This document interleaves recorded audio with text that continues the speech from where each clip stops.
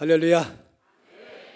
옆에 사람에게 좀 인사하겠습니다. 주의 사랑으로 사랑합니다. 좀 인사하십시다.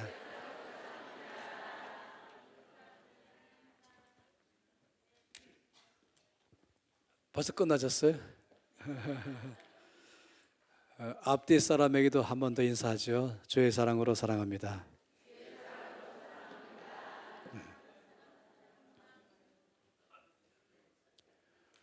제가 이 앞에 있는 이 스크린을 칠판으로 사용하면서 이번 이 3일 동안의 오전 집회를 할 예정입니다. 그래서 여러분이 제가 강의할 때마다 이걸 칠판으로 쓰신 것을 좀 함께 보시면서 말씀 보기를 원합니다. 이미 시간표를 아시겠지만은 이 3일간의 오전 집회는 어제부터 시작된 저녁 집회, 이 재정부흥회에 함께 가는 그런 집회로 만들었습니다. 그래서 저하고 김민희 간사님이 두 사람이 이 교회 가운데 이 집회에 부탁을 받았을 때에 요청드린 것은 저녁 시간에만 두 사람이 나눠서 말씀을 전하는 것이 아니라 저녁 시간은 중점적으로 이 재정에 관해서 김민희 간사님 말씀을 전하고, 그리고 오전 시간은 그 재정에 대한 강의를 어떻게 하면 더 확실하게 할 수 있을까에 대해서 어떻게 살 것인가, 이것을 오전 시간에 주로 말씀을 함께 보는 것입니다. 그래서 이 두 말씀이 함께 가는 말씀이에요. 그렇지만은 때로는 이 오전 시간에 직장 생활 때문에 못 오시는 분들을 위해서 이것이 이어가지 않도록 만들었습니다. 저녁만 쭉 들어도 이어갈 수 있도록, 아침에만 들어도 이어갈 수 있도록. 그렇지만은 아침과 저녁을 함께 들으면 전체가 이게 딱 더 크게 완성될 수 있도록 이렇게 지금 시간표를 작성해서 저희 두 사람이 의논하고서 결정했습니다. 일반적으로는 저 혼자 강의하고 또 김민희 간사님 혼자 강의할 때가 일반적입니다. 그런데 여기 이번 집회처럼 두 사람이 함께 강의하는 경우가 여러 차례 또 있습니다.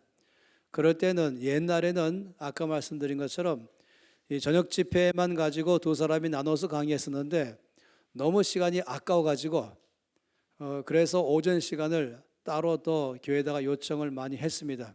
그렇게 해서 한국 안에서도 여러 도시에서 그렇게 했고, 또는 호주 시드니나 아니면 뉴질랜드의 오클랜드나 아니면 이 미국에서 하와이에서나 아니면은 또 LA에서나 아니면 캐나다의 밴쿠버나 아니면 워싱턴 여러 지역에서 또 중국에서 마찬가지고 오전 시간을 제가 강의를 따로 하겠다라고 보통 부탁을 했습니다. 사실 쉬운 게 아니거든요. 왜냐하면 낮 시간에는 다 직장 다니시잖아요. 그래서 제가 어떤 때는 아주 강하게 이 3일간 아예 휴가를 낼 용의는 없냐 이렇게 요청도 할 때가 참 많이 있습니다.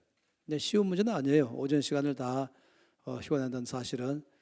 그렇더라도 저는 따로 시간 내서 이 오전 시간들을 그렇게 강의하기로 했습니다.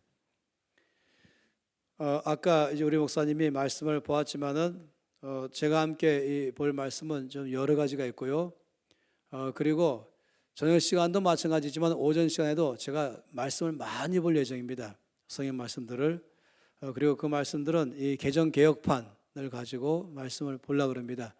아까 여기 스크린에 띄운 그 성경은 또 다른 이 버전이어서 그거 말고 일반적으로 이 개정 개혁판 여러분이 갖고 계실 거라고 생각합니다. 그 말씀으로 쭉 보려고 합니다. 함께 이 예레미야 말씀부터 먼저 보겠습니다. 27장. 아까 읽었던 말씀도 나중에 우리가 볼 예정입니다. 예레미야 27장.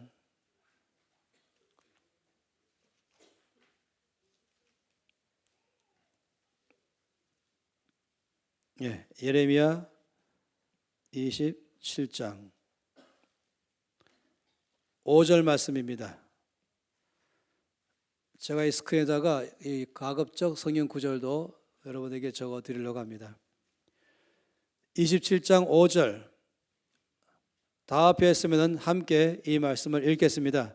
나는 내 큰 능력과 나의 쳐든 팔로 땅과 지상에 있는 사람과 짐승들을 만들고 내가 보기에 옳은 사람에게 그것을 주었노라. 아멘. 말씀 전하기 전에 이 헌금을 위해서 기도하겠습니다. 하나님 아버지, 이제 어제부터 시작되는 이 재정 부흥 집회 가운데에 저희가 함께 말씀 앞에 나갈 수 있도록 하신 것 참으로 감사합니다. 이 아침에도 우리가 갈급한 마음으로 주 앞에 나아갑니다. 주 앞에 마음을 다 열어놓고 나아갑니다. 우리 가운데 계신 성령 하나님, 우리가 말씀을 볼 때에 주의 말씀을 알아듣게 해주실 것을 믿습니다. 또 주의 말씀을 우리가 살아갈 수 있는 능력도 주셔서 능히 말씀대로 살 수 있도록 행하실 것도 믿습니다. 아버지, 이 시간에 주 앞에 나오면서 예물을 드리고 나왔습니다. 또 예물과 함께 각 사람의 심령에 간절한 소원이 있습니다.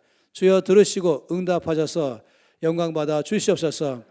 이 모든 집회 가운데 특별하게 주께서 우리 안에서 일하시며 모인 모든 사람 가운데 큰 은혜 가운데 임하게 하시고 세상을 바꾸는 하나님의 사람들, 하나님의 나라가 이 땅에 임하도록 위해서 쓰임받는 각 성도들, 또 이 신길교회 되게 할 줄로 믿습니다.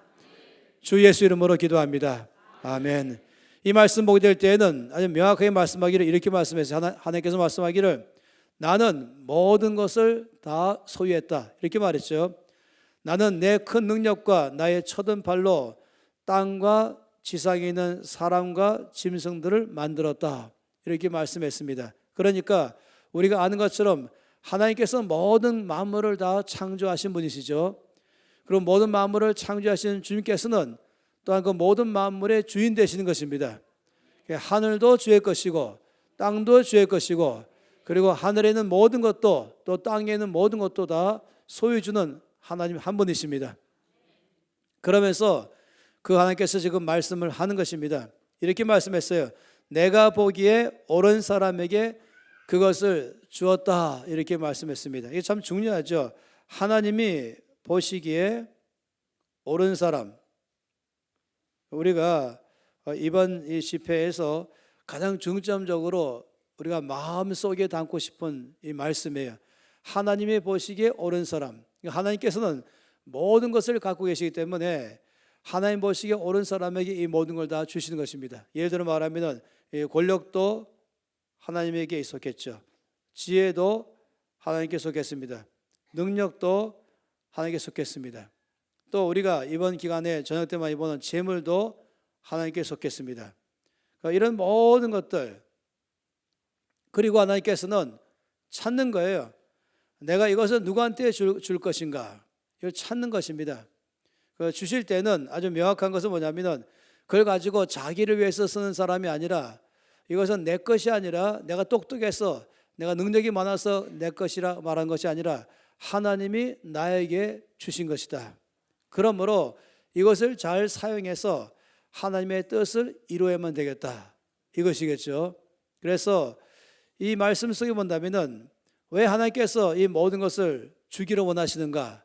그것은 누가 나의 뜻을 행할 것인가? 이 땅에서 누가 하나님의 뜻을 따라 살 것인가? 그런 사람에게 주님께서는 주신다는 것입니다. 만약 그 사람이 이 정치계 안에서 하나님의 뜻을 따라 살면서 이 나라가 정말로 성경적 기반 위에 나라를 세우기를 원하는 사람이 있다고 한다면 하나님 말씀하기를 내가 그 사람에게 나의 권위를 주겠다라고 말씀을 하는 것입니다. 요셉에게도 그렇게 하셨죠. 다윗도 그렇게 하셨죠. 요셉은 총리로서, 또 다윗은 왕으로서, 또 다니엘에게도 가장 어려운 시기에 있었던 이 바벨론 제국 안에 있을 때도 하나님은 다니엘을 높이 드셔서 그에게 권위를 보여주셔서 하나님 나라를 이루는 데에 그를 사용하신 것을 알 수가 있습니다. 이런 식으로 하나님께서는 모든 것이 마찬가지인 것입니다. 재물도 마찬가지입니다. 이 재물도 하나님께서 모든 재물의 주인 되십니다. 그리고 이 재물을 하나님께서는 사람에게 주기를 원하는 것이에요. 하나님이 주시는 재물을 받는 사람, 그것은요 상당히 달라집니다. 그런 사람은 그 재물을 통해서 하나님이 나에게 이 재물을 맡기셨다 이걸 아니까 그 재물을 올바르게 사용할 줄을 아는 것입니다. 저녁 시간에는 주로 그 영역의 말씀을 쭉 볼 예정입니다. 오전 시간은 여기 있는 것처럼 하나님의 보기에 옳은 사람, 전 여기에 좀 중점적이에요. 그래서 하나님께서 말씀하기를 내가 보기에 옳은 사람에게 내가 그것을 주었다 말씀하시니 자연적으로 우리는 여기 관심 있는 것입니다. 하나님 보시기에 옳은 사람이다. 그럼 어떤 사람이 하나님 보시기에 옳은 사람일까? 이것이 오전 시간마다 가지고자 하는 가장 중요한 우리의 관심거리입니다. 그래서 저는 이 면에서 하나님 보시기에 옳은 사람으로서 대표적인 사람이 있어요. 그 누구냐면 다윗입니다. 다윗이 하나님 보시기에 옳은 사람이었습니다. 그래서 저는 이 3일 동안의 오전 시간에 이 다윗을 살펴보지만 사실은 내가 바로 하나님 보기에 옳은 사람이 되겠습니다. 여기에 그래서 말씀을 하기를 원하는 것입니다. 저 여러분에게 질문하고 싶어요. 여러분 하나님 보시기에 옳은 사람 되기 원합니까? 그건 중요한 문제이죠. 그 결정이 중요한 것이에요. 옆에 사람에게 한번 이렇게 해보시겠어요? 하나님 보시기에 옳은 사람이 되겠습니다. 또 반대편 사람에게도 하나님 보시기에 옳은 사람이 되겠습니다. 이건 중요한 선포예요. 이건 쉽지요. 뭐냐면 하나님 보시기에 옳은 사람이 되세요. 이거는 좀 쉬울 거예요. 그렇지만은 제가 하나님 보시기에 옳은 사람이 되겠습니다. 이것은 이 대결정을 말하는 것입니다. 저는 이제 오늘부터 3일 동안에 이 오전 시간에 말씀을 전할 때는 하나님 보시기에 옳은 사람이 되기로 결정한 사람들에게 그럼 어떻게 하면은 하나님 보시기에 옳은 사람이 될 수 있을까? 그런 사람이란 어떤 사람인가? 여기 관해서 함께 쭉 살펴보기를 원하는 것입니다. 이 성경은 마치 보물찾기 같아요. 여러분 알지 않습니까? 이 보물찾기는 이 보물은 숨겨져 있고 우리는 숨겨져 있는 보물을 찾아가고 그런 것. 말씀 볼 때마다 마치 이 말씀 전체는 이 하나님의 보물을 꽉 채워놨어요. 골짜기에, 나무 위에, 나무 밑에, 아니면 숲속에다가, 아니면 땅속에다가 하나님께서는 보물을 잔뜩 숨겨 놓으시고 부지런히 그 보물을 찾는 자가 이 보물을 찾을 수 있도록 하게 하신 것이에요. 이 말씀은 전체가 하나님이 숨겨놓은 보물이 꽉 차 있는 것입니다. 그래서 이 기간 동안에 이 말씀 안에 숨겨 놓아 있는 하나님의 보물을 찾는 것 같이 말씀을 보기를 원하는 것이에요. 저는 말씀 보는 게 재밌어요. 왜냐하면 보물 찾는 게 재밌잖아요. 늘 기대가 되고 또 보물 찾으려면은 내가 수고를 해야 되고 또 어떤 경우는 이 보물섬이라는 그 소설 그걸 영화로 만든 것도 아시겠지만은 그 보물지도를 가지고 보물찾기 하러 나섰다가 굉장히 목숨까지 위태위태하면서도 끝까지 포기하지 않고 마지막에는 이 보물을 찾는 그런 이야기되지 않습니까? 거기에 모험이 있고 그 안에는 또한 굉장히 희생도 많이 따라가고 그렇지만은 절대로 포기하지 않는 삶을 살아가고 이러면서 아주 흥미있게 기대감이 충만하면서 보물을 찾는 것입니다. 말씀을 그런 식으로 볼 필요가 있는 것입니다. 그런가 하면은 저는 말씀, 이 성경은 또 다른 면으로 말하면 퍼즐 같다라고도 말하고 싶습니다. 우리가 퍼즐 알지 않습니까? 이 퍼즐은 조각으로 되어 있지 않습니까? 그 조각이 쫙 흩어져 있죠. 가장 이제 작은 퍼즐은 이제 막 어린 아이들이 뭔가는 이제 조금씩 뭔가 인지 능력을 키우기 할 때도 이 퍼즐 게임을 시키잖아요. 처음에는 5개짜리 퍼즐, 아니면 처음에는 뭐 10개짜리 퍼즐, 그러다가 점점 올라가면은 이제 20개짜리, 30개짜리, 그러다가 점점 그 퍼즐이 많아지죠. 여러분도 퍼즐 게임을 해보신 분이 있을 것입니다. 나중에는 뭐 500개짜리 퍼즐도 있기도 하잖아요. 굉장히 복잡하잖아요. 그런데 그 퍼즐은 이쪽에 있는 것과 이쪽에 있는 것을 서로 끌어당겨 가지고 짝을 맞췄을 때에 이제 짝이 맞아가기 시작하고 맞아가면서 이런 모습일 것이다 하면서 마치고 다 끝나고 나면은 거기에 굉장히 아름다운 그림이 나와 있지 않습니까? 예를 들어서 많은 양떼들이 있고 초장이 있고 예수님께서 목자로서 이 양떼를 돌보는 목자이신 예수님의 모습이 그려져 있는 그런 그림을 이제 퍼즐로 만들었으면은 조각으로 내시고 조각을 딱 보면 이게 뭔지 모르지 않습니까? 맞춰가다 보면은 나중에는 이제 전체 그림을 아는 것입니다. 마찬가지로 이 말씀은 퍼즐 게임 같은 것이에요.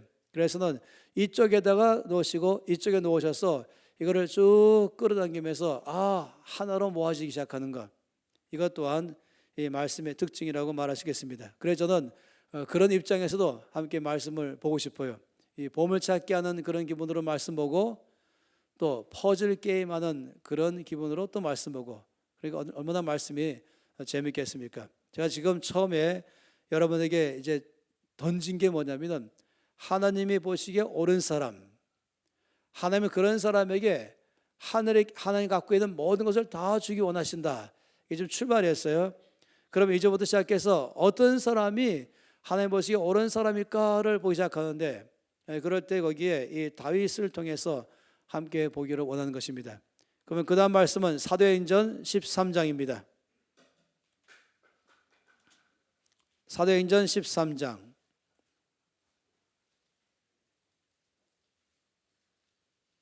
22절 한 절입니다. 사도행전 13장 22절.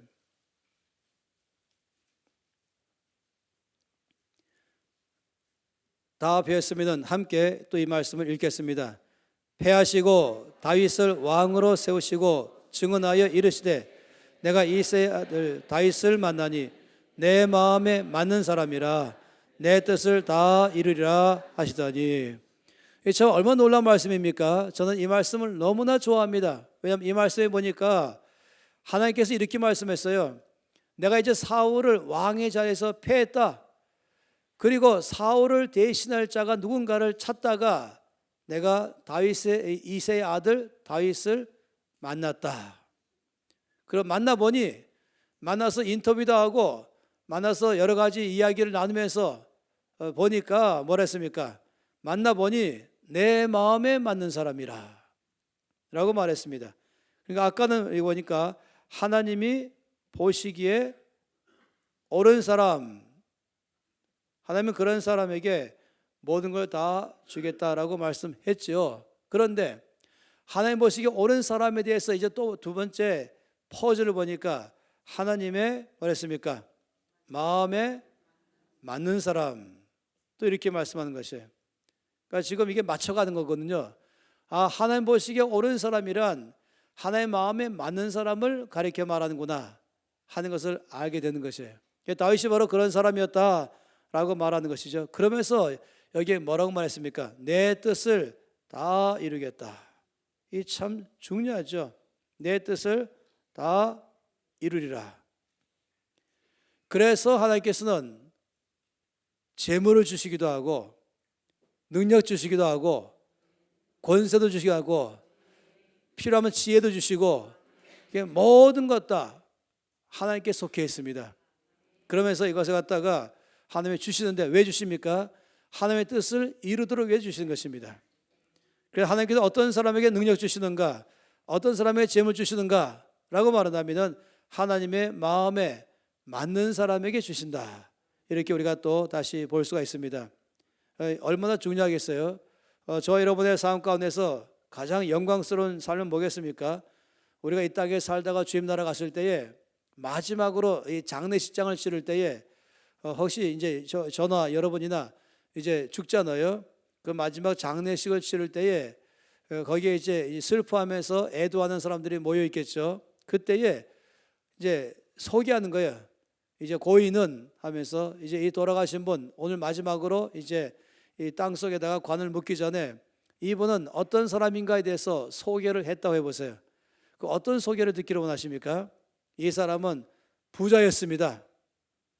이렇게 말할 것인지, 이 사람은 큰 집을 소유하고 살았습니다 할 것인지, 아니면 이 사람은 유명한 대학 교수였습니다 라고 말할 것인지, 아니면 이 사람은 장관이었습니다 라고 말할 것인지, 뭐 여러 가지 말할 수 있겠죠.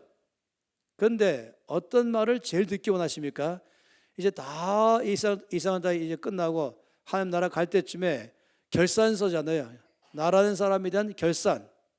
가장 내가 듣고 싶은 말, 부자인가, 권력자인가, 뭐 잘난 사람인가, 똑똑한 사람인가, 유명한 사람인가, 책을 많이 쓴 사람인가, 뭐 이런 것들, 이것을 내가 듣고 싶은가? 제가 책을 몇 권 썼어요. 그 책들이 다 상당히 중요한 책이었는데 제가 기억하기로는 9권인가 10권 썼는데요. 만일에 사람들이 이 사람은 이제 이 땅에 살면서 책 이름을 다 말하면서 고인은 이러이러한 책을 갖다가 썼고 그 책은 참으로 중요한 책들이었습니다. 이렇게 얘기하는 것, 그걸 듣고 싶을까? 아닙니다. 저라면 그런 말 듣고 싶지 않아요. 저라면 한마디 듣고 싶어요. 이 사람은 살면서 하나님의 뜻을 다 이룬 사람이다. 얼마나 중요하겠습니까? 하나님의 뜻을 이루다가 죽기로 간 사람이다. 이것이 듣고 싶은 말 아니겠습니까? 내 뜻을 따라 살다 가는 사람이 아니라 하나님의 뜻을 이루고 가는 사람, 이게 참으로 가장 귀한 사람이겠죠. 그래서 이게 말씀하시기를 하나님께서 바로 이런 사람을 통해서 내 뜻을 다 이루겠다 하면, 그런 사람 누구냐면은 하나님의 마음에 맞는 사람, 하나님은 그런 사람을 통해서 하나님의 뜻을 이루겠다. 또 이것은 다르게 말한다면 이것은 하나님 보시기에 옳은 사람, 우리 지금 여기까지 말씀 보았습니다. 그렇다면 조금씩 이제 좁혀가고 있어요. 그런데 여기 지금 우리가 보는 것은 다윗이었지 않습니까? 그래서 다윗을 지금 봤습니다. 이 면에서 지금 대표적으로 다윗이라는 사람을 보았습니다. 그러면 우리가 성경 말씀 보면서 다윗이 어떤 사람이었기 때문에 하나님의 마음에 맞는 사람이라고 했을까? 또 이것을 찾아보고 싶은 것입니다. 사무엘상 16장 말씀을 보겠습니다. 오늘은 이제 사무엘상 16장 그리고 가능하면 17장 아까 읽었던 말씀까지 우리가 보려고 하는데요. 사무엘상 16장 말씀을 펴겠습니다.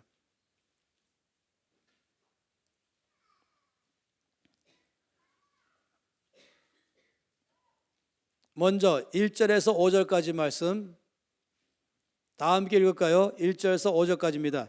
여호와께서 사무엘에게 이르시되 내가 이미 사울을 버려 이스라엘 왕이 되지 못하게 하였거늘 내가 그를 위하여 언제까지 슬퍼하겠느냐?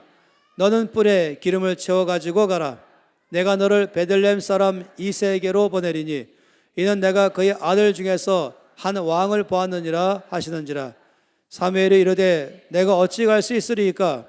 사울이 들으면 나를 죽이리이다 하니 여호와께서 이르시되 너는 암송아지를 끌고 가서 말하기를 내가 여호와께 제사를 드리러 왔다 하고 이새를 제사에 청하라. 내가 내게 행할 일을 가르치리니 내가 내게 알게 하는 자에게 나를 위하여 기름을 부을지니라. 사무엘이 여호와의 말씀대로 행하여 베들레헴에 이르매 성읍 장로들이 떨며 그를 영접하여 이르되 평강을 위하여 오시나이까? 이르되 평강을 위함이니라. 내가 여호와께 제사하러 왔으니 스스로 성결하게 하고 와서 나와 함께 제사하자 하고 이새와 그의 아들들을 성결하게 하고 제사에 청하니라. 아멘.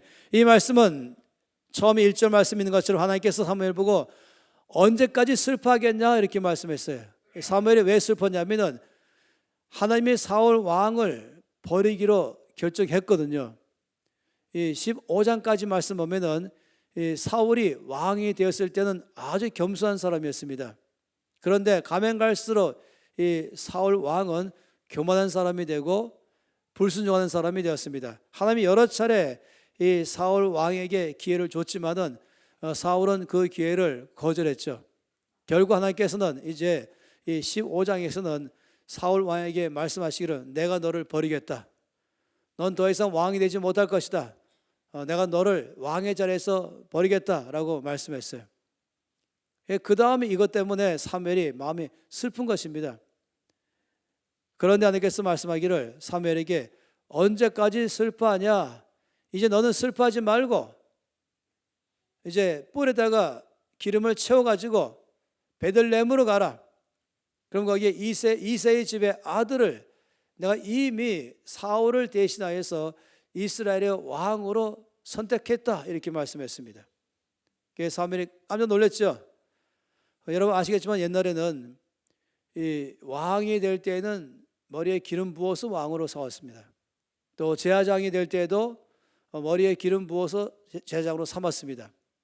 또 선지자가 될 때에도 기름 부어서 선지자로 세웠습니다. 왜 기름 붓는지 아시죠? 이 기름 부었다는 것은 성령의 능력을 보여주는 걸 말한 것입니다. 그래서 너의 힘으로 아니라 너의 능력으로 하는 것이 아니라 너의 지혜가 아니라 성령의 능력과 지혜로 하라 하면서 하나님께서 세웠으면은 하나님이 성령의 기름 부으셔서 그 일을 가능하도록 하게 하는 것입니다. 그렇기 때문에 이제 사무엘에게 뿔에다가 기름을 채워서 가서 내가 이미 택한 사람에게 너는 머리에 기름 부어 왕으로 세우라 이렇게 말씀을 한 것입니다. 그럴 때 사무엘이 말하기를 하나님께 제가 이렇게 이 왕을 택할 자를 위해서 간다 그러면은 사울 왕이 이 소식을 듣고 나를 죽일 것입니다 했죠. 그래서 하나님께서는 그러면 이렇게 하라. 베들레헴 땅으로 가되 제사 드리러 왔다라고 가라. 그리고 제사의 사람들을 초청하되 특별히 이새와 그의 아들들을 초청하라. 그러면 내가 거기서 너에게 누구인지를 알려줘서 네가 어떻게 할 것인지를 내가 알려주겠다. 이게 오늘 말씀인 것입니다. 이 말씀 보면 재밌는 게 뭐냐면은 하나님께서 사무엘에게 말씀하실 때에 명확하게 말씀한 건 뭐냐면은 하나님이 앞으로 택할 사람은 베들레헴 사람이다 하는 걸 명확하게 말씀했어요. 그러니까 지역을 말씀했죠. 두 번째는 그 아버지는 이새다라고 말했습니다. 그래서 두 가지를 말씀했어요. 베들레헴 사람이고 그리고 그 아버지 이름은 이새다라고 말했어요. 하나님 말씀 안 한 게 뭐 있습니까? 이름을 말씀 안 했죠. 누구다는 말씀 안 하셨습니다. 그냥 베들레헴 사람 이새의 아들 여기까지 말씀했습니다. 그리고 이름은 말씀 안 하셨는데 언제 말씀할까요? 가서 말씀하실 것이에요. 우리가 하나님 말씀 보다 보면은 하나님의 뜻을 따라 살다 보면은 이런 식으로 많이 있어요. 모든 걸 자세하게 말씀 안 하시고 중요한 거 한 걸음만 순종하도록 말씀할 때가 있습니다. 그리고 거기까지 순종하면 또 그 다음 인도하시는 것입니다. 아브라함 부를 때도 마찬가지죠. 내가 내게 지시할 땅으로 가라 이렇게 말씀했어요. 그런데 지시한 땅이 아닌 것입니다. 그러니까 지시할 땅이기 때문에 그러면 그 땅이 어딘지를 알려주세요. 그러면 가겠습니다가 아니라 일단은 너는 내가 지시할 땅으로 가라 그러면 어떻게 하는지 아시죠? 보따리 싸야 되는 것이에요. 보따리 싸갖고 문 밖으로 나가야 되는 것이죠. 그럼 나가면 그 다음에 또 인도하시는 것이에요. 어디로 가라 하면서. 그래서 우리가 순종하는 법을 주께서 배우기를 원하는 것입니다. 이 엘리야에게도 말씀하기를 이제 먹을 게 다 떨어지니까 이렇게 말씀했죠. 너는 이제 일어나서 사렙다 땅으로 가라. 내가 이미 거기서 너를 잘 섬길 사람을 택해놨다. 그는 과부다 이렇게 말했어요. 그러니까 사렙다에 살고 있는 과부에게 하나님은 이미 다 얘기해놨으니까 네가 가기만 하면은 그가 너를 잘 이 가뭄이 끝날 때까지 섬길 것이다 이렇게 말씀했죠. 여기도 마찬가지예요. 사렙다 땅이고 이 사람은 과부구나 여기까지 알았어요. 근데 몇 번지 몇 호에 이름이 무엇인지는 말씀 안 하신 것입니다. 그렇다 할지라도 엘리야가 할 일은 뭡니까? 일단은 이 그릿시내가에서 보따리 싸가지고 사렙다로 가야 되는 것이에요. 그 사렙다라는 도시로 들어가면 그 다음에 주께서 또 인도하시는 것입니다. 이 시편 119편 105절 말씀에 보게 되면은 읽지 않겠습니다만은 하나님의 말씀에 대해서 말하고 있어요. 뭐라고 말씀하는지 아시죠? 주의 말씀은 내 발의 등이요 내 길의 빛입니다. 참 놀랍죠? 다시 한번 등불과 빛 이거 제 말씀의 특징이에요. 하나님의 말씀의 특징은 등불 역할도 하고 빛 역할도 한다. 여러분 이 빛은 어디를 비춥니까? 빛은 여기 있는 것처럼 길을 비추는 것이에요. 이 빛은 가야 할 길을 비추죠. 근데 등불은 어디 비춥니까? 등불은 어디 갔습니까? 내 발, 바로 발을 비추는 것이에요. 이 등불의 역할은 이 발을 비추는 것이죠. 이 빛의 역할은 길을 비추는 것입니다. 그러니까 여러분 등불 알지 않습니까? 등불은 한 발을 보여주는 것이에요. 등불은 열 발을 안 보여줘요. 근데 한 발만 보여주죠. 근데 놀랍게도 이 등불에 따라서 바로 앞에 보이는 한 발자국 내디디면 또 한 발자국 보이는 것이에요. 이게 등불 역할입니다. 그래서 하나님의 말씀의 특징은 한 발짝 보여주면은 순종하여 한 발짝 내디디면 또 한 발짝 보여주는 것이에요. 너무 똑똑해가지고 다 안 다음에 움직이겠습니다 이렇게 말한다면 순종이 아니에요. 믿음과 순종이 아니죠. 믿음과 순종은 한 발짝 보여줄 때에 움직일 때에 또 보여줄 거라고 믿어야 되는 것입니다. 그래서 순종하는 것입니다. 그래서 아까 말씀드린 것처럼 엘리야도 사렙다의 과부라고만 알았기 때문에 몇 번째 몇 호는 모르지만은 그러나 이럴 때는 일단은 가야 되는 것이에요. 마찬가지죠. 하나님께서 사무엘에게 베들레헴이라고 말씀했어요. 그럼 거기 길이 이미 있잖아요. 그럼 베들레헴까지 가는 거예요. 그리고 이새라고 하는 것도 있잖아요. 그럼 이새를 부르는 것이에요. 그러면서 아들들을 다 데리고 오라 이렇게 하는 것이죠. 여기까지 가는 것이에요. 이것이 바로 말씀의 특징. 내 발의 등이요 내 길의 빛입니다. 이 참 놀랍죠. 이것은 하나님의 뜻을 따라 이 땅에 살아갈 때에 우리에게 주시는 하나님의 말씀의 특징인 것입니다. 할렐루야.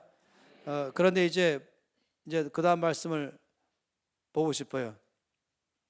드디어 사무엘이 베들레헴에 갔습니다. 그 성에 모든 장로님들이 다 나왔습니다. 이 하나님의 사람이잖아요, 사무엘이. 그러면서 사무엘은 이제 제사를 드리면서 그게 이새를 부르고 이새 보고 말하기를 네 아들들 다 데려오라 이렇게 했습니다. 그래서 이제 이새가 아들들을 다 데리고 그 제사에 참여했어요. 오늘로 말하면은 이제 도시 전체의 예배를 이끌어 가신 것이죠. 그 도시 전체 안에 이제 모든 사람들을 또 특히 이 지도자들을 불러가지고 예배를 이끌어가는 것입니다. 그럴 때 거기에 중요한 자리에 이제 이새를 초청하고 그 아들들을 초청했습니다. 6절 말씀부터 시작해서 11절까지 말씀을 보겠습니다. 사무엘상 16장 6절에서 11절입니다. 함께 읽겠습니다. 그들이 오매 사무엘이 엘리압을 보고 마음에 이르기를 여호와의 기름 부으실 자가 과연 주님 앞에 있도다 하였더니 여호와께서 사무엘에게 이르시되 그의 용모와 길을 보지 말라. 내가 이미 그를 버렸노라. 내가 보는 것은 사람과 같지 아니하니 사람은 외모를 보거니와 나 여호와는 중심을 보느니라 하시더라. 이새가 아비나답을 불러 사무엘 앞을 지나가게 하며 사무엘이 이르되 이도 여호와께서 택하지 아니하셨느니라 하니 이새가 산마로 지나게 하며 사무엘이 이르되 이도 여호와께서 택하지 아니하셨느니라 하니라. 이새가 그의 아들 7을 다 사무엘 앞으로 지나가게 하나 사무엘이 이새에게 이르되 여호와께서 이들을 택하지 아니하셨느니라 하고 또 사무엘이 이새에게 이르되 내 아들들이 다 여기 있느냐. 이새가 이르되 아직 막내가 남았는데 그는 양을 지키나이다. 사무엘이 이새에게 이르되 사람을 보내어 그를 데려오라. 그가 여기 오기까지는 우리가 식사 자리에 앉지 아니하겠노라. 아멘. 자, 이 말씀에서 보면은 이제 드디어 이새가 왔죠. 그리고 아들들을 다 데리고 왔어요. 저는 말씀 볼 때마다 이제 이 말씀의 범위 안에서 상상하기를 참 좋아합니다. 그러니까 흔히 요즘 많이 말하는 3D로 보는 것이에요. 공간을 보는 것이죠. 그러면은 이제 사무엘이 이새가 데리고 온 아들들을 보는 순간에 약간 마음속으로 당황했습니다. 왜 당황했을까요? 사무엘이 이새가 데리고 온 아들들을 보는 순간에 당황했습니다. 당황한 이유가 뭘까요? 이새가 아들을 몇 명 데리고 왔어요? 그러니까 당황하는 거죠. 도대체 어느 놈이 어느 놈이냐? 이름은 말씀 안 하셨는데 한 명이 왔다 그러면 아주 금방 다 끝날 수 있어요. 2명 왔다 그러면 둘 중에 하나예요. 근데 7명이 왔으니까 확률이 점점 적어지는 것이에요. 이 중에 가려내야 되는 것이에요. 그래서 제가 이제 생각해 보기를 아마 이 사무엘이 어이쿠 한 명이 아니네 뭐 이렇게 2명 다 아니네. 그러니까 7명 중에 한 명을 내가 가려내야 되네. 그러니까 결국 어떻게 했냐면 사무엘이 마치 면접관처럼 이제 앉아 있고 이새 보고 그러면 한 명씩 내 앞으로 오게 하라. 내가 인터뷰하겠다. 면접하겠다. 그랬죠. 그래서 이새가 맏아들을 내보냈어요. 이름이 엘리압입니다. 그래서 맏아들이 먼저 이 엘리압이 이 사무엘 앞으로 걸어오기 시작했어요. 그때에 이 성경 말씀 보니까 사무엘이 이 엘리압 이 장남을 딱 보는 순간에 어땠습니까? 마음속에 감탄했습니다. 야, 정말로 사울을 대신할 왕이 여기 있네. 와, 정말로 훌륭한 청년이네.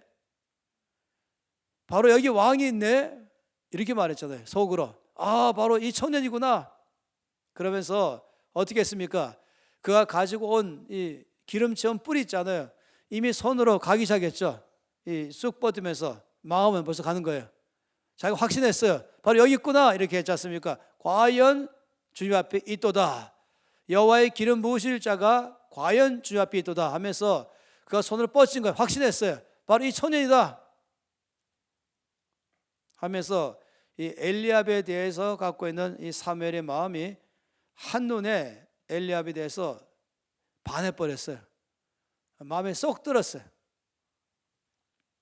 그래서 이 손을 뻗치고 있었습니다. 그런데 하나님께서 말씀했습니다. 그 하나님의 말씀이 사무엘에게 충격이었습니다.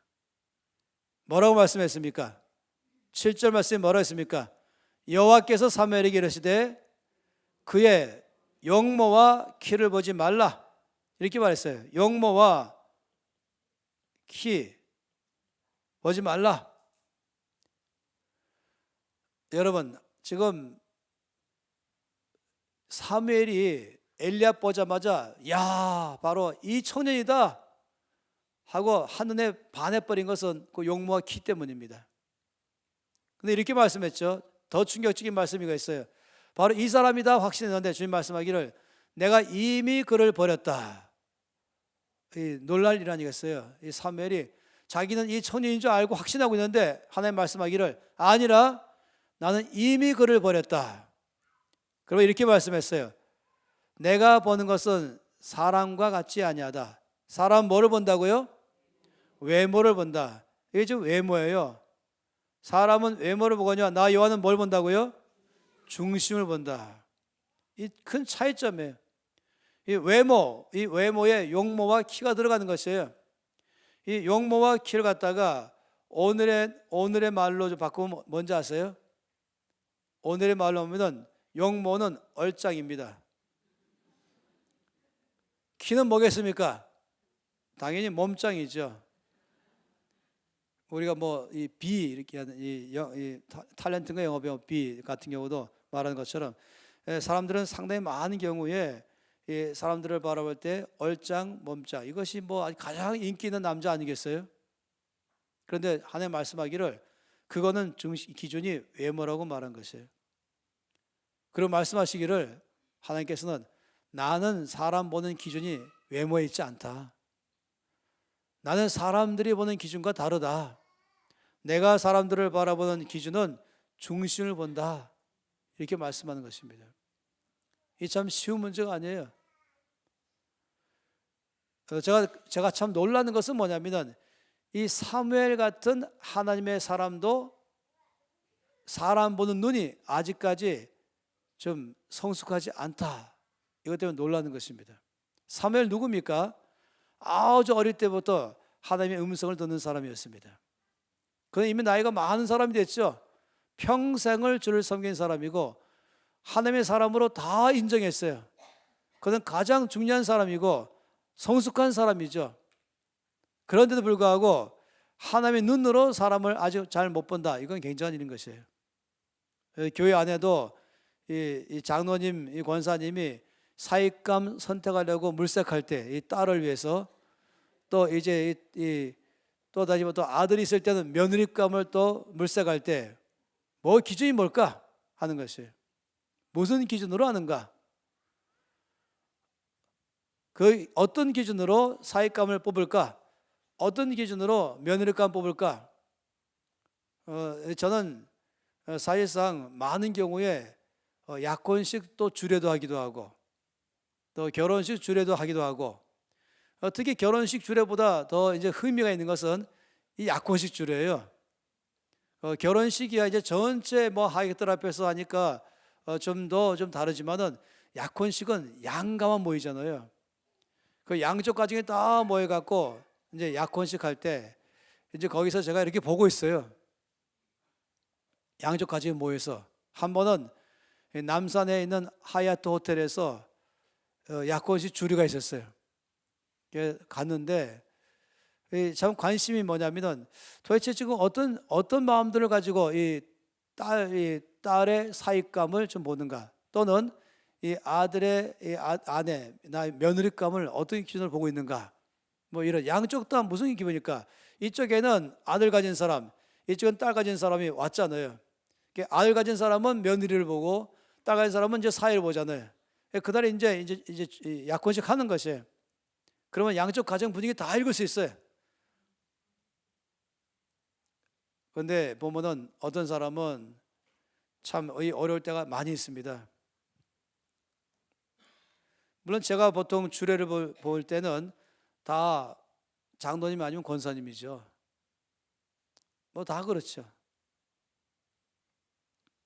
제가 아주 오래전에 이 80년대 초에 이 대학생들 사회 갈 때에 어느 유명한 여자 대학교에 신문을 읽었어요. 근데 이 여자 대학교답게 신문의 기사가 뭐냐면 남편감 고르기 기준, 이 제목이었어요. 아주 흥미있는 거 아니겠어요? 그 기사가. 그리고 대학교답게 남편감은 영어 알파벳 순으로 뽑아라 라고 이렇게 말하면서 A, B, C, D 쭉 해서 이 Z, G까지 이런 식으로 남편감을 고르면 가장 무난할 것이다. 이러면서 A는 당연히 뭔지 아시죠? Age, 나이를 보라. 첫 번째, 뭐 다 그렇게 하지 않습니까? 나이부터 보잖아요. 두 번째, B는 뭔지 아십니까? Beauty. 이 뷰티는 뭐겠습니까? 그야말로 이건 얼짱입니다. 외모이죠. 바로 외모가 어떤가 이걸 보라 하는 것이에요. 그 C 그럼 뭔지 아세요? C는 거기에 보니까 capacity, 이건 뭐냐면 능력. 그 사람 능력을 보라 하는 것이에요. 얼마큼 능력 있는 사람인가? 그럼 D는 뭐겠습니까? 당연히 디그리 있으세요. 뭐겠습니까? 학력을 보라. 지금 학력이 어디냐? 그것도 뭐 예를 들어 서울대학 출신, 일단은 뭐 굉장히 점수를 따잖아요.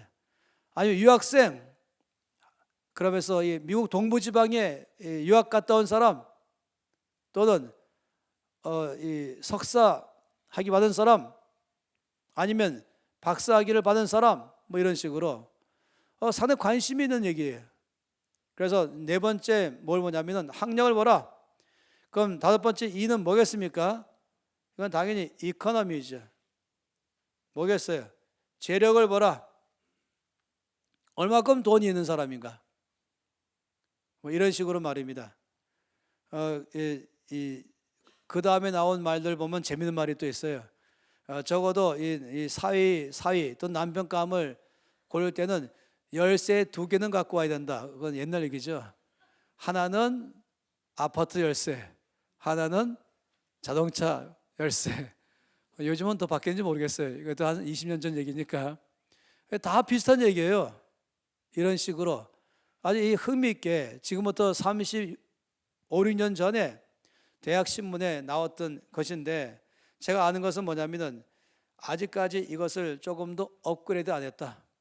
그대로다. 그때나 지금이나 다 똑같이 나이 보고 외모 보고 능력 보고 학력 보고 재력 보고 이런 식으로 사람을 이제 이 남편감은 누군가, 아니면 사위를 어떤 사람 할 것인가, 며느리는 누군가, 아내감은 무엇인가 할 때마다 이런 것들이 상당히 중심되지 않을까 하는 것이에요. 그런데 아까 말씀드린 것처럼 하나님은 사람을 선택할 때 그것이 아니라고 말한 것이, 하나님 말씀하기를 사람들은 외모를 보거니와 나 여호와는 중심을 본다. 이 참 중요한 문제예요. 사무엘이 정신이 번쩍 났죠. 이 기름불을 잡았다가 그 말씀 듣고 정신 번쩍 났어요. 그래서 통과했죠. 첫 번째 아들 통과. 그 다음부터 사무엘은 이제 정신 바짝 차리 됐어요. 자기가 보는 외모로 사람 보지 않기로 결정했어요. 그 다음에 하나님께서 보시는 눈으로 보기로 결정한 것입니다. 그러면서 이제 한 명 한 명 다 지나갔죠. 하나님께서는 중심을 원하는 것입니다. 제가 좀 관심 갖는 게 뭐냐면 외모는 그런 대로 뭐 기준이 있어요. 그렇지 않겠습니까? 뭐 학력 또 기준도 있을 수 있겠고 재력 뭐 최소한 뭐 이 정도는 이런 게 있지 않겠습니까? 그런데 이 중심은 도대체 기준이 뭐냐 하는 것이에요. 이 중심은 마음이잖아요. 이 속사람이잖아요. 안 보이는 거예요. 이 겉사람은 보이는데 이 속사람이 중심인 것입니다. 근데 이거 안 보이는 것이에요. 안 보이는데 어떻게 그걸 볼 수 있을까? 네, 볼 수 있습니다. 예를 들어서 바람 생각해 보세요. 이 바람은 눈에 안 보입니다. 그런데 바람이 어디서부터 불어서 어디로 가는지 바람의 방향을 정확하게 알 수 있습니다. 어떻게? 풍향계를 설치하면. 우리가 설치하는 거 있지 않습니까? 풍향계를 설치하면 정확하게 바람이 방향을 측정할 수가 있는 것입니다. 또 바람이 얼마나 센가 이걸 알아보려면 풍력계를 설치하면 이 바람의 이 강도를 정확하게 측정할 수가 있습니다. 그러니까 바람이 눈에 안 보인다고 해서 할 수 없다는 것이 아니라 이렇게 간접적으로 도구를 사용하면서 풍향계나 풍력계로 아는 것처럼 사람의 마음은 눈에 안 보이지만은 그러나 사람의 마음을 알 수 있는 길이 있다는 것입니다. 그러니까 이것이 지금 우리가 관심 갖는 것이에요. 자, 그럼 우리가 이제 어디까지를 이제 성경 말씀 안에서 보게 되냐면은 하나님께서 재물 주고 싶은 사람 어떤 사람인가? 능력 어떤 사람에게 주기 원하시는가? 또 지혜 또는 권력 이 모든 것들을 하나님은 하나님 보시기에 옳은 사람에게 주기를 원하신다. 그럼 어떤 사람이 하나님 보시기에 옳은 사람일까? 하나님 마음에 맞는 사람이다 라고 봤어요. 그럼 이제 우리가 뭘 또 봤습니까? 하나님 마음에 맞는 사람이 어떤 사람인가? 중심. 하나님 마음에 맞는 사람은 외모가 아니고 중심이다. 여기까지도 우리가 봤습니다. 그러니까 지금 제가 여러분에게 미리 말씀드렸죠. 성경 말씀은 마치 퍼즐 게임 같다 라고 말씀드렸습니다. 그러니까 이제 보기 시작하면은 지금 몇 가지를 벌써 이제 알기 시작했어요. 하나님이 보시기에 옳은 사람, 그건 바로 하나님 마음에 맞는 사람, 그건 또 다르면 말하면 외모를 말하는 게 아니고 중심을 말하는 사람이다. 이렇게 합니다. 여기까지 이제 알게 되면은 모든 사람이 소망이 생겨요. 만일에 하나님이 외모로 사람을 택하신다 그러면 소수 외에는 다 소망이 없어집니다. 뭐 대학 졸업 이상 그럼 벌써 후루룩 나가버리고 대학 졸업한 다음에도 대학 석사학위 소유자 이상 그럼 또 후루룩 나갈 것이고 남아있는 몇 사람 중에서도 다시 박사학위 소지자 또 후루룩 떨어질 것이고 또 박사 중에서도 어디에서 받은 박사에 따라 또 다르잖아요. 그러니까 이런 식으로 만약 외모로 하나님께서 사람을 택하신다면 그러면은 사실상 많은 사람들이 자신감을 잃어버릴 것이에요. 그런데 하나님이 사람에게 택하셔서 하나님의 것을 주기 원하는 사람에 대해서 말씀할 때 중심을 보시고 하신다 그러면은 우리 모든 사람이 다 기회가 있어요. 거기에는 난 나이가 많네 이것도 아니에요. 난 나이가 너무 어리네 이것도 아닌 것이에요. 중심이 중요한 것이 아니라 좀 나이를 안 보시거든요. 그러니까 여러분 중에서 난 나이가 많네라고 말할 때마다 저는 여러분에게 말해요. 75세보다 많은가? 첫째. 왜 하나님이 아브라함을 부르실 때가 75세였거든요. 근데 저는 또 말하고 있어요.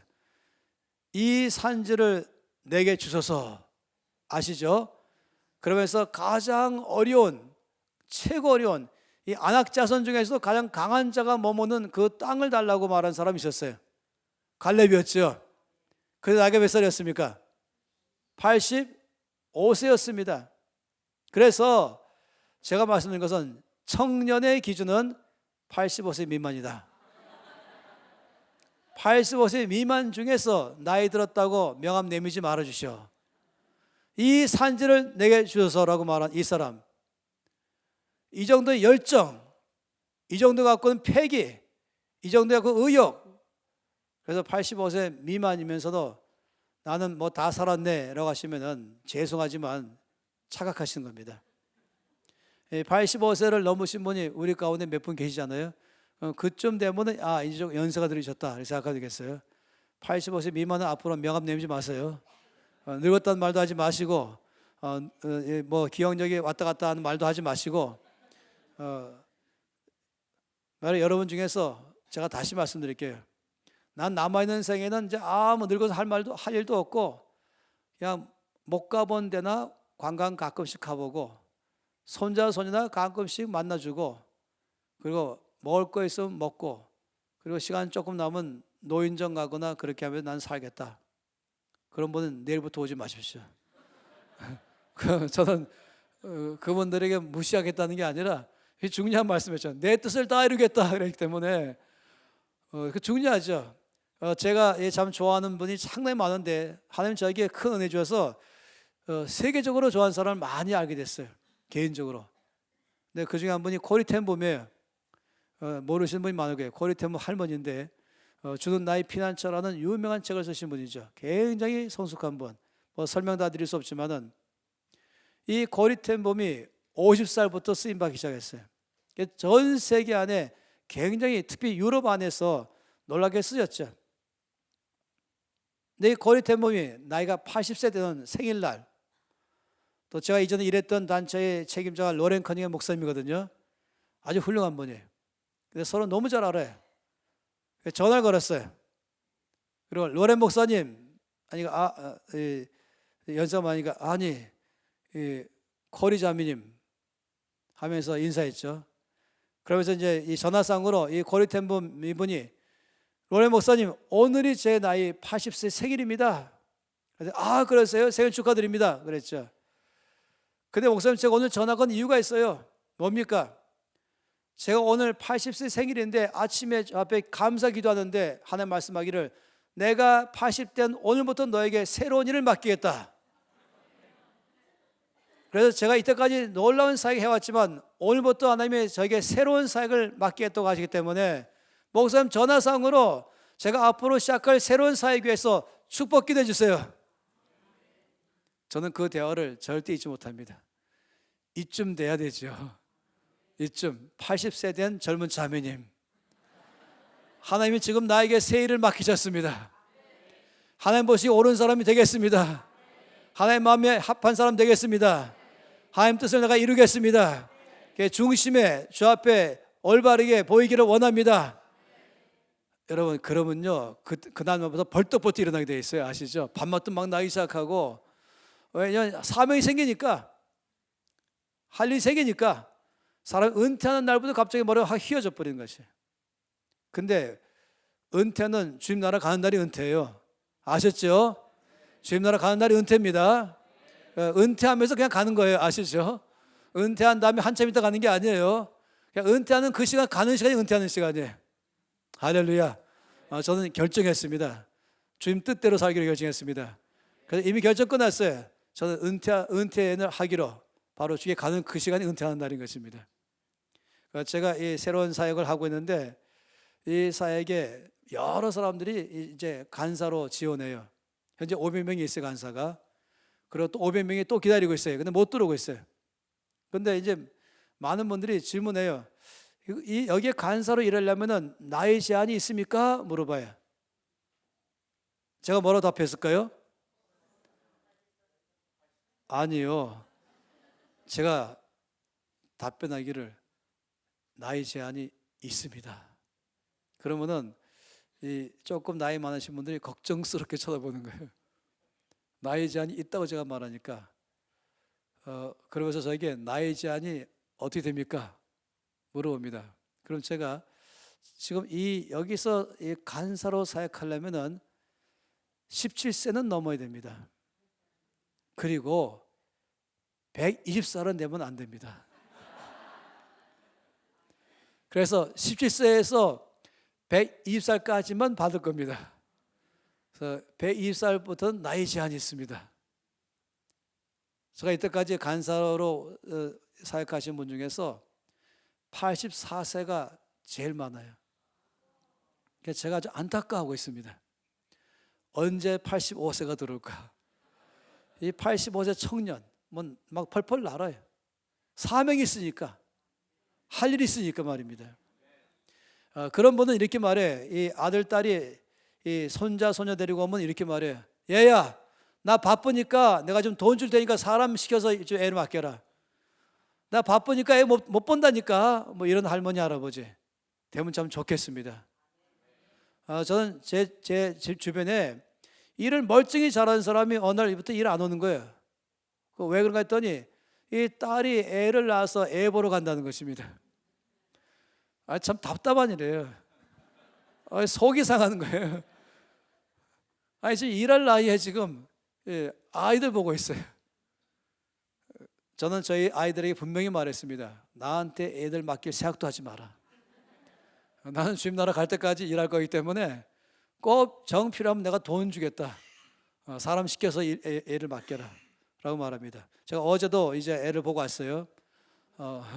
잠깐 보고 왔어요. 설교 다 하고 남는 시간에 잠깐 들려가지고 이제 이 3주 된 이 손자, 그 다음에 3살 된 손자, 그 다음에 10살 된 손녀 셋 다 불렀어요. 그러고는 사진 막 찍고 한 번씩 안아주고, 야, 나 바쁘니까 간다, 잘 있어라. 끝냈어요. 그러니 이 중심을 하나님이 보시고 사람 쓰신다 하니까 이 모든 사람이 다 자격이 됩니다. 학력 관계 안 하시는 거예요. 재력 관계 안 하시는 거예요. 돈이 많은 사람은 안 쓰실까요? 쓰세요. 돈이 없는 사람은 안 쓸까요? 쓰세요. 돈이 많다고 안 쓰는 것도 아니고 돈이 없다고 안 쓰는 것도 아니고, 그러면 박사 안 씁니까? 써요. 박사이기 때문에 쓰는 것이 아니고, 아니면 중졸 써요. 중졸이기 때문에 안 쓰는 것도 아니고, 학력을 절대 무시하지 않아요. 그렇지만은 학력 기준이 아닌 것이죠. 외모도 아니고 능력도 아니고 재력도 아니고 오직 한 가지, 중심인 것입니다. 그러니 공평하지 않습니까? 공평한 하나님 나라의 채용 원칙인 것입니다. 그러니까 누구나 여기에는 신청할 수가 있습니다. 그런데 한 가지 중요한 건 중심인 것이에요. 아무리 유명한 박사랄지라도 이 중심에 걸리면 탈락하는 것입니다. 아무리 무명용사랄지라도 중심에 합격하면 쓰임 받는 것입니다. 아까 우리가 엘리압 봤지 않습니까? 얼마나 이 엘리압이 멋있으면은 이 엘리압에 대해서 볼 때에 지나갔네, 어디죠? 여기 볼 때에 얼마나 놀라운 청년이면은 이 사무엘이 반했을까? 그렇지만은 참 충격받는 것은 이 말씀에 하나님께서 내가 이미 그를 버렸다. 이 충격받는 거예요. 아마 사람들은 요즘에 엘리압 그러면은 아마 인기 있는 탤런트가 될지 모르겠어요. 키도 크고 멋있고 여기 얼짱에다가 몸짱이면 이미 다 합격이잖아요. 완벽한. 그렇지만 하나님께서 말씀하기를 내가 그를 버렸다 라고 말씀하는 것입니다.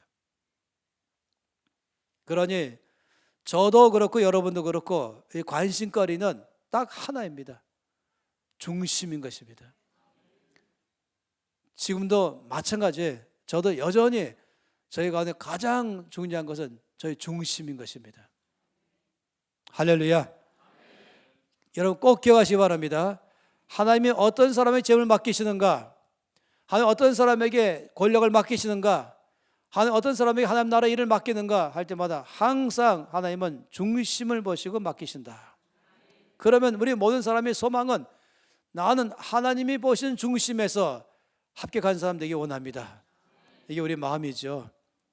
여기 말씀 보니까 이제 하나님께서 사무엘에게 한 명, 첫째, 둘째, 하나님께서 통과, 둘째, 통과, 셋째, 넷째, 다섯, 여섯, 일곱 다 통과했어요. 7명 왔는데 7명이 다 지나갔어요. 그리고 더 이상 없어요, 아들이. 이쯤 되면은 사무엘이 어떻게 시작할까? 내가 지금 하나님의 음성을 제대로 듣고 왔나? 이렇게 의심할 수도 있죠. 이 집이 맞나? 여기가 맞나? 이 일이 맞나? 내가 분명히 주의 뜻이 알고 왔는데 다 아니라고 말하잖아요. 하나님께서 7명 다 아니라는 거예요. 그러면은 어떤 사람들은 갑자기 당황하죠. 그리고 자신감이 없어지는 것이에요. 의심이 막 생기는 것이에요. 난 지금 주의 뜻인 줄 알고 이렇게 했는데 안 일어나기 때문에 그럼 내가 잘못 들었나? 아니면 내가 잘못 알고 있나? 그러니까 쉽게 포기해버리는 사람 많이 있어요. 신앙생활 하다 보면은 이 확신이 없다 보니까 쉽게 포기해버리는 거예요. 기도하다가 주께서 응답할 줄 알고 기도하다가 응답이 안 되니까 쉽게 포기해버리는 사람. 이거 주께서 확실하게 주의 뜻을 알고 하는데 일이 안 되니까 또 쉽게 포기해버리는 사람. 아닌가 보다 이렇게 하면서 말입니다. 내가 잘못 들었구나 이런 식으로. 내가 잘못 알았구나. 너무 빨리 결론 내리는 것입니다. 근데 사무엘은 참 놀라운 사람이에요. 오늘 보니까 사무엘은 자기가 지금 7명 다 지나가고 아무도 아들이 없어도 포기하지 않았어요. 확신이 있었어요. 사무엘은 분명히 베들레헴 사람이고 분명히 이새의 아들 중에 하나라고 나에게 하나님이 말씀하셨다. 이걸 확신 가졌습니다. 그래서 사무엘이 이새에게 질문한 것이에요. 그 질문이 무엇입니까? 내 아들들이 다 여기 있느냐? 이 질문. 여기 7명이 전부 다냐? 이 말이죠. 이것은요, 제가 이때까지 살아오면서 이런 질문은 누구나 할 수 있는 질문이 아니다 알았습니다. 하나님의 뜻이 확실한 걸 확신 갖고 있는 사람만 이런 질문할 수 있는 것입니다. 아까 말씀드린 것처럼 그렇지 않으면 빨리 포기해버린 거예요. 내가 잘못 알았구나. 내가 잘못 들었구나. 나는 안 듣는구나. 뭐 이런 식으로 말입니다. 그러니까 신앙생활을 이 확신 없이 하다 보면은 끈기가 없는 것이 뭐 하다가 그만두고. 그런데 확신 가운데 있어야 되죠. 디모데서에서 너는 배우고 확신 가운데 거하라 라고 말한 것처럼 우리 신앙생활이 확신 가운데 있어야 되는 것입니다. 저 이때까지 살아오면서 지금 내가 있는 이 자리가 주께서 있으란 자리인가? 저는 항상 확신했습니다. 그래야 있게 되죠. 지금 내가 하는 일은 하나님이 하라는 일을 하고 있는가? 확신해야 되는 것이죠. 그렇지 않으면 곤란해져요.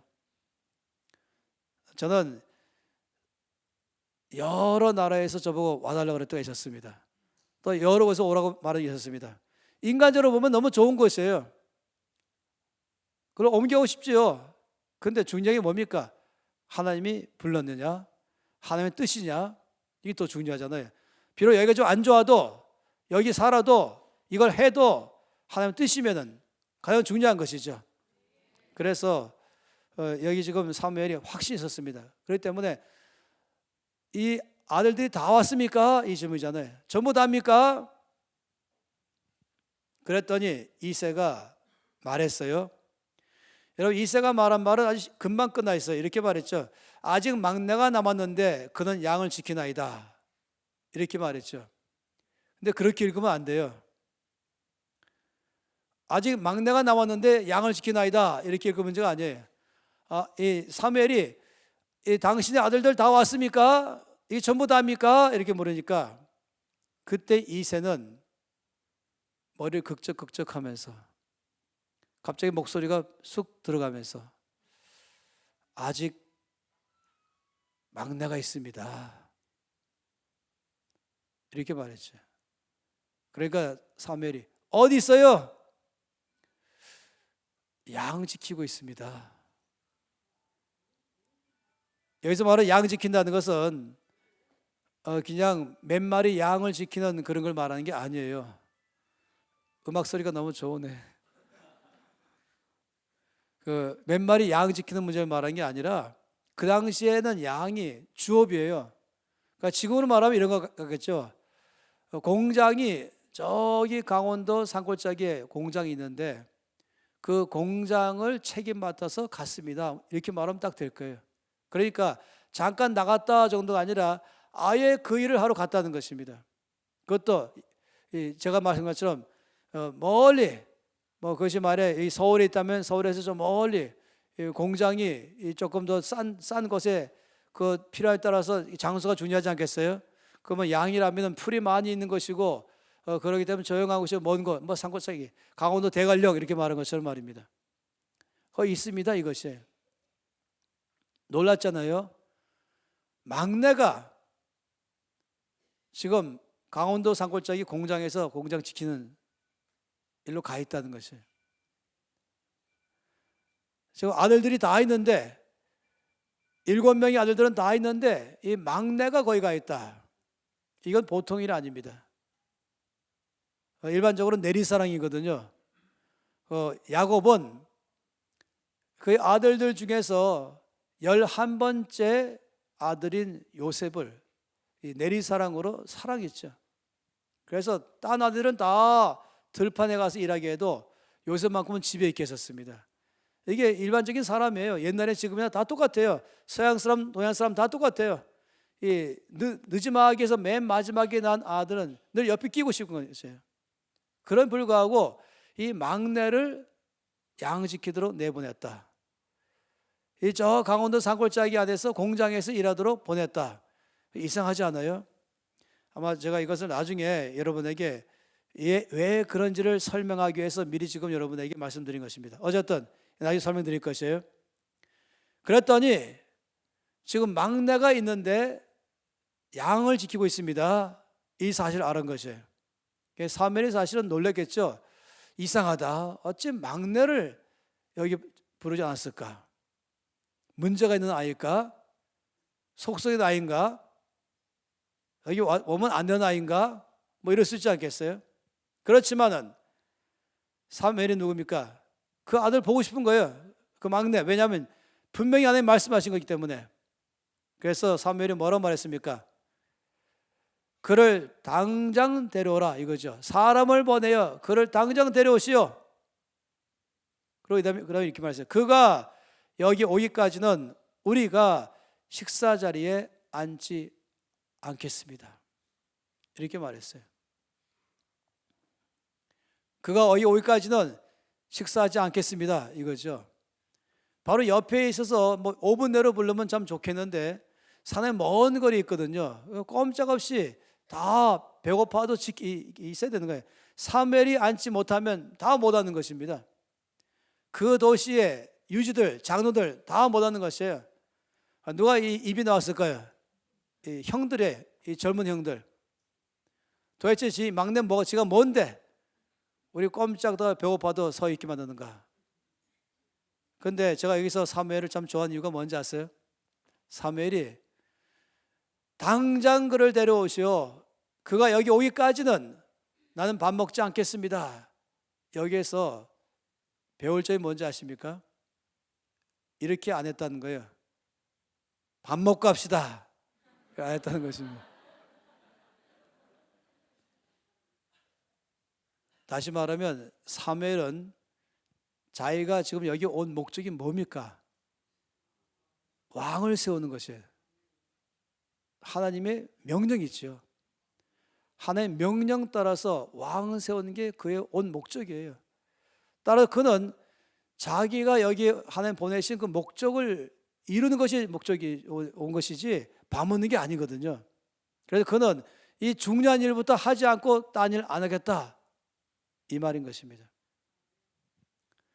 김민희 간사님이 저와 함께 해외에 강의하러 가기를 좀 싫어해요. 처음에는. 왜냐하면 제가 이제 한국에서 이제 부흥의 집회를 처음에 할 때는 처음 몰랐어요. 부흥회 갔더니 이제 새벽 집회가 있잖아요. 그 새벽 집회를 5시부터 하면은 보통 새벽이니까 1시간 하지 않습니까? 그럼 10시까지 하면은 저는 이제 집회 끝나면 1시간 또 저도 기도하죠. 그럼 이제 7시 되면 아침이에요. 그 이제 주일날 저녁 집회에서 수요일 밤까지니까 10끼가 있어요. 주일날 한 끼, 월, 화, 수 3끼씩 그래서 모두 10끼가 있어요. 아침, 점심, 저녁. 그러면은 몰랐는데 교회마다 10끼를 강사 접대할 자원자를 다 뽑았다는 사실이에요. 한 끼마다 다 달라요. 섬기는 사람들이. 그래서 이제 아침에 제가 새벽 기도 끝난 다음에 강의 끝난 다음에 1시간 기도한 다음에 7시 나가면 바로 그 당번 섬기는 분이 와 계신 거지. 담임 목사님하고 또 한두 번 해갖고 그럼 식사를 해요. 그럼 제가 누굽니까? 저는 분명히 제 성격상 밥만 뚝딱 먹는 사람이 아니에요. 밥 먹으면서 이 얘기 저 얘기 뭐 물어보기도 하고 하면서 시간을 쭉 가져요. 그래서 밥 다 먹고 났더니 오전 집회래요. 쉬지도 못하고. 그래서 오전 집회했죠. 그보다 점심 식사는 또 좀 더 큰 데 가려고 그래. 그래서 교회 근처 안 가고 좀 멀리 또 가요. 제가 어떤 교회는 1시간 반까지 가는 거 봤었습니다. 바닷가까지 가는 거예요. 강사 접대 잘하려고. 가는 시간, 오는 시간, 먹는 시간 다 하고 돌아왔더니 저의 식사 시간이라는 거예요.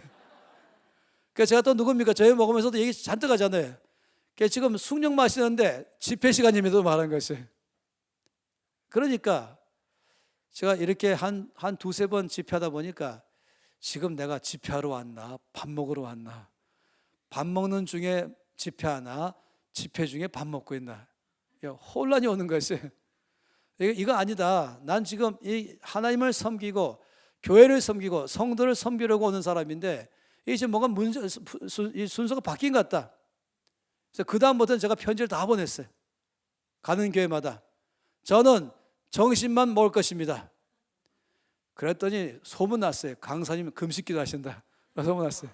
제가 금식기도 하는 것이 아니라 그러면 제가 지금 이 교회에 섬기러 왔는데 밥만 먹다가 끝나니까 말씀을 전할 수 있기 위해서 좀 쉬어주거나 아니면 다음 말씀 위해서 무릎 꿇고 기도하거나 이래야 될 사람이 그럴 시간 전혀 없이 먹고 강의하고 먹고 강의하면은 이 성도들에게 얼마나 미안해.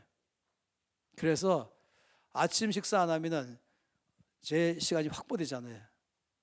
저녁 식사 안 하면 또 그 시간이 또 확보하지 않습니까? 그럼 무릎 꿇고 기도할 수 있죠. 다음 집회를 위해서 말입니다.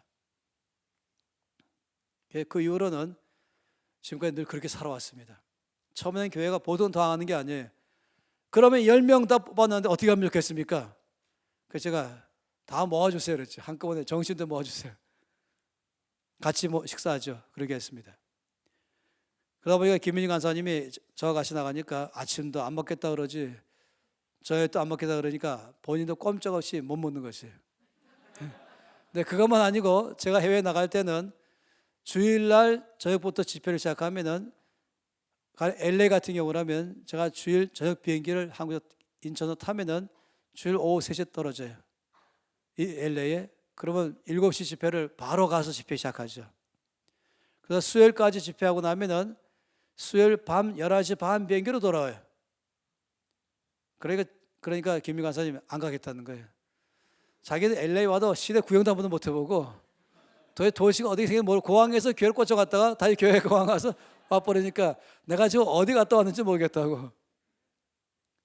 그래서 제가 김미 간사님 남편인 정우석 간사 또 김미 간사 갈 때는 꼭 하루를 더 있다 와요. 미안해서. 그리고 관광시켜드리고 그러더랍니다. 그래서 저는 잘 관심이 없어요. 사람들이 저보고 이상한 사람이래. 도대체 도착하자마자 강의하고 가야 끝나면 바로 돌아가니까 다른 사람 같으면 끝난 다음에 좀 뭔가 관광도 할 텐데. 근데 저는 사실 관심이 없습니다. 여러분 저는 이때까지 살면서 많은 곳에 강의하러 갔죠. 근데 나라는 별 나라 안 돼요. 제가 이때까지 강의하러 갔던 나라는 50개 나라밖에 안 됩니다. 전체가 전 세계 나라가 다 포함하면 243개 나라에 비하면 너무 적은 나라죠. 근데 저는 이 팀들 단기 선교, 장기 선교 팀들은 200개 나라에 보냈습니다. 그들은 가야 되겠죠. 저는 거기 가서 관광할 마음이 없는 것입니다. 제가 배운 거예요. 사무엘에게서 배운 것이에요. 사무엘은 당장 그를 데려오세요. 그가 여기 오기까지는 식사 자리에 앉지도 않겠습니다. 그래서 사무엘이 앉지 못하니까 아무도 못 앉는 것이에요. 그래서 사무엘은 하나님이 자기에 맡겨진 이 일, 이거부터 나는 먼저 한 다음에 가서야 그 다음에 뭐 먹든지 하겠다. 이거 우리 모두 가운데 아주 중요한 자세라고 생각합니다. 아브라함이 자기 아들 이삭의 아내감, 그러니까 며느리감을 이제 택하기 위해서 어디서 며느리감을 택할까 하다가 자기 고향 땅으로 가서 택하겠다. 그래서 이 일을 누구한테 맡길까 하다가 자기 집에서 일하는 가장 신뢰하는 가장 이 일을 맡길 수 있는 믿음직한 사람 종을 불렀죠. 그 늙은 종이었지 않습니까? 늙은 종한테 이제 이삭의 아내감, 그러니까 아브라함의 며느리감을 택해서 데리고 오라 그랬습니다. 그래서 지혜로운 종이었죠. 가서 이제 리브가를 만났습니다. 그리고 하나님이 주신 이 이삭의 짝인 줄 확실했습니다. 확실한 순간에 어떻게 했는지 아세요? 바로 그 부모님한테 당신 따님 데리고 가겠습니다 그랬어요. 그러니까 보통 놀란 게 아니죠. 옛날이니까 전화가 있어요, 편지가 있어요. 한 번 가면 언제 볼지 모르는데 이 딸이 갑자기 이제 어느 순간에 이 아내로 택함 받더니 바로 데려가 있다는 것이에요. 그래서 이 부모님 얼마나 속상해서 아니에요, 좀 며칠 있다 가시죠. 이렇게 먼 길로 오셨는데 이 근처에 관광할 때도 참 많이 있어요. 그리고 아주 좋은 식당도 몇 개 있거든요. 한 주간 푹 쉬시면서 이렇게 외국까지 오셨는데 좀 쉬면서 관광하시다가 그때 가시죠 이렇게 했어요. 한마디 말은 그런 거죠. 근데 이 아브라함의 종이 뭐라고 말했습니까? 아니요, 저는 바로 이제 이미 제 주인이 말씀하신 이 며느리감이 누군지 확실히 알았으니까 바로 가겠습니다 이렇게 말했습니다. 그래갖고 부모님이 너무 말이 안 통하니까 결국 타협했어요. 그러면 본인에게 물어보겠습니다. 본인이 가겠다면 가고 본인이 이따 가겠다면 이따 가겠습니다. 그래서 리브가를 불렀죠. 그리고 지금 이분은 너를 바로 데리고 그 다른 그 먼 나라 간다 그런다. 이 바단 아람에서 가나안 땅이니까 너 어떻게 할래? 너 지금 갈래? 아니면 우리 생각은 내가 좀 이따 가면 좋겠는데 한 번 가면 이제 언제 보겠냐? 이 리브가 이 소녀 아니겠어요? 아마 19살쯤 됐을지 뭐 21살 됐을지 모르겠지만 이 리브가 소녀가 뭐라고 하는지 아시죠? 저 지금 바로 가겠습니다. 이도 굉장한 또 이 자매예요. 저는 이때도 이 아브라함의 종의 충성됨을 보는 것입니다. 이 사무엘의 모습과 똑같은 모습인 것이에요. 자기 이렇게 주인 일을 하면서도 그 참에 내가 먹고 싶은 거 다 핑계대고 먹고 관광도 다 하고 이렇게 할 수도 있겠지만은 얼마나 자기 맡은 일을 최선을 다하는지 나 바로 가겠습니다. 정말 맡길 만한 사람인 것입니다. 이 모습 안에서 예수 믿는 우리들 모습들을 다시 한번 발견하고 또 도전받게 되는 것입니다. 이런 식으로 우리가 맡긴 일이 뭐든지 여기에서 우리가 더 최선을 다하고 싶은 것입니다. 이것은 나중에 더 많이 그 말씀을 보기를 원합니다. 저는 이 시간에 오늘, 내일, 모레 이 3일 동안에 전부 6시간 강의하거든요. 강의를 하고 쉬었다 또 강의하고 하루에 2번, 오늘 2번, 내일 2번, 모레 2번 6시간 동안에 제가 강의할 터인데 지금 이 첫 시간 동안에는 여러분에게 서론을 말씀드렸습니다. 이제 이 서론 알지 않습니까? 여기 보았던 이 서론, 하나님의 보시기에 옳은 사람에게 하나님은 모든 걸 다 맡기신다. 그리고 그 사람 어떤 사람인가? 하나님의 마음이 맞는 사람이다. 어떤 사람이 마음이 맞는 사람인가? 바로 중심이다. 여기까지 우리가 보았습니다. 그럼 이제 이 쉬었다가 다시금 말씀 볼 때는 첫 번째부터 도대체 다윗의 어떤 면 때문에 하나님이 다윗을 썼을까? 당연히 다윗의 중심 보시고 그를 택하신 것이죠. 그러면 다윗의 중심은 도대체 뭐냐? 이 중심이란 뭘까? 이 안 보이는 중심 어떻게 알 수 있을까? 그걸 이제 본다면은 우리가 하나님이 어떤 사람을 통해서 일하시는가 하는 것을 보게 될 것입니다. 저는요, 1차적으로는 여러분 모두가 다 하늘의 재물을 맡은 사람 되기를 바랍니다. 그것은 첫째, 빚 다 갚게 되는 것이에요. 빚 싹 다 갚는 것이고, 더 나가서 이 재물 줄 때마다 하나님 여러분 통해서 정말로 놀랍게 쓰임받는 사람 되기 바라는 것입니다. 어젯밤에 그렇게 말씀 분명히 했을 거예요. 그리고 오늘 밤에 이렇게 할 거예요, 이제 앞으로. 그리고 저는요, 정말 간절히 바란 것은 바로 그런 사람이 재물을 받는 사람도 되고 그런 사람들로 정치계도 가기를 바란 것입니다. 하나님이 주시는 권력 가지고 정치하는 사람 말한 것입니다. 그냥 자기 권력 가지고 자기 일하는 사람 말고 하나님이 마음에 맞는 사람으로서 하나님의 뜻을 이루는 사람, 저는 그런 사람 대통령 되길 바란 것이에요. 그런 사람이 국회의원 되고 장관 되길 바란 것이에요. 그런 사람 도지사가 되고 시장 되길 바라는 것입니다. 저희 기도 제목입니다. 그래야 이 나라가 쓸 수 있는 것입니다. 또 전 그런 사람들이 교육하기 바라는 것이에요. 그런 사람이 교사이든지 교수이든지 그래서 정말 올바른 교육자 되길 바라는 것입니다. 저는 그런 사람들이 매스컴 안에서 있길 바라, 신문, 방송 여러 개 말입니다. 그런 사람들이 또 예술계 안에서 있길 바라고, 과학계 안에 있길 바라고, 그런 사람들이 모든 사회 안에, 의사도 그런 사람으로서, 법관도 그런 사람으로서, 외교관도 그런 사람으로서, 저는 이 나라 안에서 모든 영역 가운데서 하나님께서 모든 그 주인이거든요. 맡긴 바 되어서 정말 하나님의 나라를 이 땅에 이루는 사람, 일어나길 바란 것입니다. 저는 이 신길교회도 정말로 여러분 안에서 많은 사람들이 나오면서 이 나라의 모든 영역 가운데 영향을 주기를 바란 것입니다. 여러분 가운데서 정말로 정치계면 정치계 안에서, 경제계 안에서, 교육계 안에서, 예술계 안에서, 매스컴 안에서, 과학계 안에서, 아니 의학계 안에서든지 여러 방면 안에서 신길교회 출신들이 지금 이 땅에서 사방에서 일하면서 하나님의 나라를 이 땅에 이루고 있습니다. 저는 그 말을 듣기를 원합니다. 여러분도 그런 기도를 많이 하시기 바랍니다. 아버지, 우리 교회 가운데는 모든 성도들, 또 이 10대들, 20대들, 아니면 다음에 있는 이 청소년들, 이 어린아이들 잘 자라나서 이 하나님 보시기에 옳은 사람 되게 하셔서 하나님께서 모든 것을 다 주셔서 이 땅에서 주의 나라를 확장하는 데 쓰임받게 주시옵소서. 그렇다면 이건 놀라운 건 아니겠습니까? 신길교회가 무엇을 의미가 될 것인가? 그건 숫자로가 아니라 영향력으로 이 나라에 영향을 주며 온 땅에 영향을 주는 교회. 저는 지금 그래서 말씀드리는 것이에요. 그런 면에서 어떻게 그런 사람 될 것인가를 보는 것입니다. 여러분 말씀 볼 때마다 늘 기억하셔야 됩니다. 말씀 볼 때마다 다윗에 대한 이야기 이게 아닌 것이에요. 사무엘 이야기 이게 아닌 것이에요. 모세 이야기 이게 아닌 것이에요.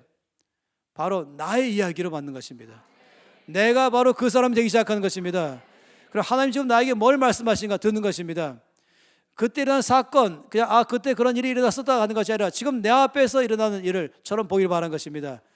이것이 말씀 보는 올바른 자세인 것이죠. 그래서 제가 지금 말씀드린 것은 단지 다윗이 훌륭한 사람이었다 이걸 말하는 게 아니에요. 목적이 그게 아니라 누가 다윗 같은 사람 될 것인가. 그래서 여기 모든 분들이 다 그런 사람으로 저 앞에 쓰임받기를 바라서 그런 것입니다. 할렐루야. 이제 쉬기 전에 두 손 높이 들고 기도하시겠습니다. 두 손 높이 들겠습니다. 그렇게 기도하실 때는 입을 열어서 전심으로 통성으로 기도하면서 아버지 제가 바로 그런 사람 되겠습니다. 제가 바로 중심에서부터 하나님 보시기에 옳은 사람 되기를 원합니다. 쓰임받기를 원합니다. 주여 나를 써주시고 우리 신길교회에 있는 모든 성도를 다 써주시고 청년과 청소년과 어린아이들을 써주시옵소서. 함께 통성으로 기도하시겠습니다. 할렐루야. 감사합니다.